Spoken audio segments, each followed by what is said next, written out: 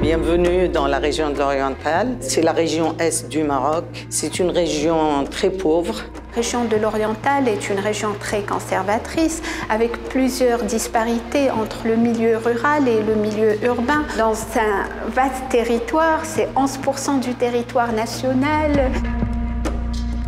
L'association, elle s'appelle Oujda Ain Ghazal. C'est la source de la gazelle. Elle a été mise en place en 2000. Elle est partie d'une injustice. C'était une employée de maison qui a été divorcée parce qu'elle a été abusée par son employeur. Et quand elle s'est mariée, elle a été mise à la porte. J'étais avocate de cette jeune femme en disant que je ne suis pas de cette ville et j'ai personne, j'ai pas de famille, j'ai pas où aller. On se rend compte que les violences sont très présentes dans leur vie quotidienne. Sexuelle, physique, psychologique, etc. L'association Oujda Ain Ghazal est une association à utilité sociale. C'est une association citoyenne qui a été créée pour répondre à des besoins de femmes en situation de violence, en situation d'exclusion sociale, en situation de pauvreté, en situation de vulnérabilité. On donne une voix à ces mères célibataires dont les droits sont piétinés. Ils ne sont pas reconnus, même pas par leur famille, même pas par les institutions. Les femmes qui arrivaient et nous disaient « Oui, Madame Zawi, merci pour votre écoute. Mais c'est pas ça ce que je veux dormir, je veux juste un petit moment de répit. Je veux sauver la vie de mes enfants qui sont témoins de la violence. » Donc après, on a fait évoluer le centre vers un centre d'hébergement.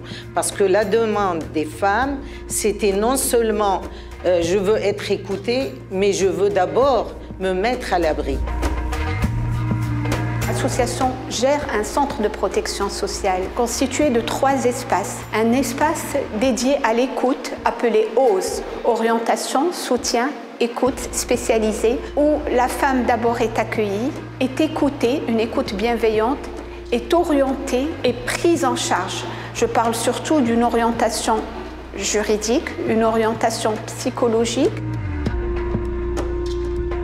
Le deuxième espace, c'est un dispositif d'hébergement d'urgence pour femmes et enfants, jeunes filles mineures aussi, mais aussi pour des femmes réfugiées ou des femmes migrantes. Ce dispositif comporte 40 lits, 30 pour maman et 10 pour enfants. Comment dépasser la période de crise? Durant ce séjour d'hébergement, les mamans d'abord sont mises à l'abri, sont écoutées, sont rassurées, elles réfléchissent à leur projet de vie. Le troisième espace, c'est l'espace de formation professionnelle. Pour lutter contre les violences faites aux femmes, il faut d'abord lutter contre les violences économiques. La femme dans la région de l'Oriental et surtout les jeunes filles du monde rural ont un faible niveau d'éducation qui ne dépasse pas souvent le primaire. Pour ces femmes-là, nous avons proposé un certain nombre de formations professionnelles, de formations à la carte avec des partenaires privés, publics, certains organismes de formation professionnelle. La mission de l'association, c'est d'abord contribuer à l'égalité des sexes hommes-femmes, mais surtout l'autonomisation économique des femmes.